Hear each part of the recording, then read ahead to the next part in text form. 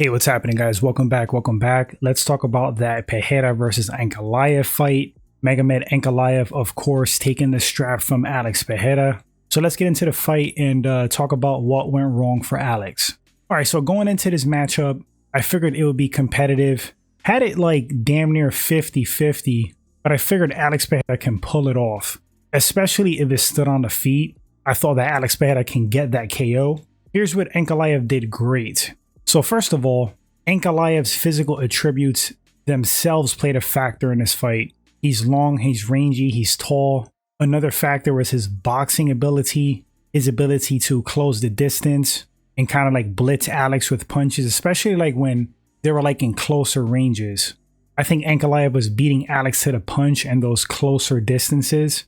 The forward pressure was paying off dividends for Ankalaev. Now the commentators were pointing out that Alex going backwards doesn't fight as effective, and Ankalaev pushing forward was giving him the edge in a stand-up. Now, yeah, 100%, some of that is true, but I think what also played into that was the threat of the takedown and Ankalaev clinching up, getting Alex against the cage, sapping his energy a bit, because you can see Alex Pereira fighting a little bit more labored beyond the third round.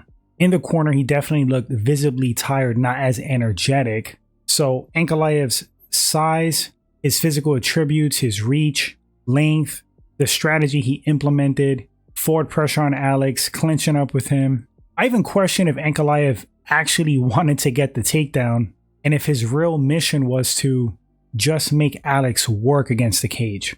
I mean, don't get me wrong, if he got the takedown, of course he would work with that. But just forcing Alex to clinch so much, to grapple so much against the cage, that really slowed Pereira down. Now, Alex got his shots in. I felt like he was doing great work with his patented low kicks, his calf kicks. But to Ankalaev's credit, man, he ate them, he took them. You would think based off of that Blachowicz fight that Alex was going to absolutely kill Ankalaev's legs because Ankalaev looked in trouble in that Blachowicz fight. That guy couldn't even stand. But he made the adjustments. He was well prepared for those calf kicks. He ate many, but pushed forward, possibly had a poker face, and he did his thing. I was very impressed with Alex's takedown defense. He stuffed every single takedown, looked phenomenal in that department. I think he still has to work in that area because as they touched on in the commentary, when you do something for so long, you develop like a conditioning for that style of fighting and like movements. So if you're a striker for many years, you can strike all day and not get super exhausted, tired. If you're a lifelong grappler, same thing. But when a grappler gets pushed in the striking department, it's like kind of a different form of cardio and conditioning. It doesn't make sense, but anybody who has trained or competed in mixed martial arts, they understand this. It's like two different types of cardio. It's crazy. So Ankalaev having this superior grappling and conditioning and efficiency in the clinching and grappling made Alex work, man, and that's not really his realm.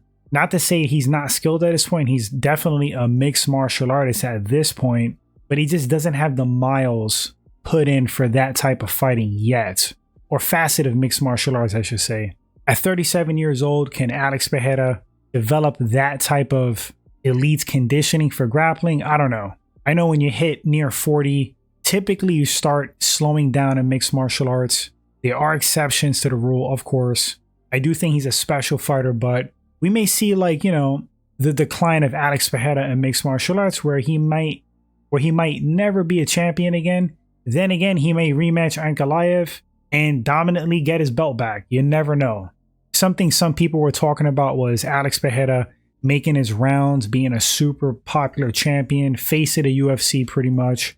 It was concerned whether he's focusing, whether he's training properly. Who knows if that played a factor? I would think on some level it did, but I don't want to take away from Magomed Ankalaev's win. He went in there with a killer that brutalizes people on the feet, was more than competitive on the feet. I got to look at the striking stats, but he may have beat Alex in the stats. I'm not sure. He definitely stunned Alex. At no point did Alex have him hurt. But Alex landed some good shots, like a head kick, nice jabs. He got his in, but I didn't see Ankalaev rocked. Alex I saw rocked. So it was a masterful performance. He did what he needed to do to win the fight. May have not been appealing to the fans, especially, you know, you could tell with the boos. but he did what he had to do to win.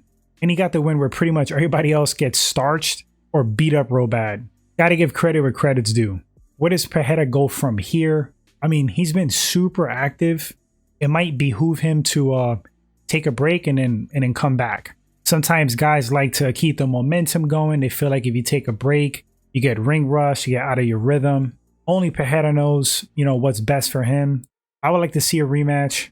So yeah, in a nutshell, Ankalaev's forward pressure, the clinching and grappling, the threat of the takedown, his striking skill, got the better of the exchanges, especially up close within punching range, all secured him the win. In which I thought was it was a competitive fight. It could have went either way. When they were going to announce the winner, I wasn't even sure who won. But we'll see what happens in the future.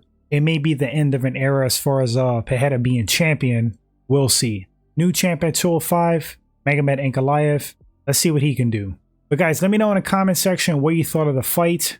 What did you think Magomed Ankalaev did well? Just your general thoughts of the match itself.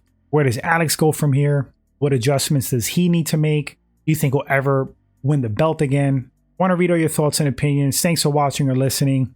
If you enjoy the content, hit that like button first time at the channel. Please subscribe, really helps the channel out. Appreciate you guys so much, and I'll catch you all on the next one. Until then, take care, my friends.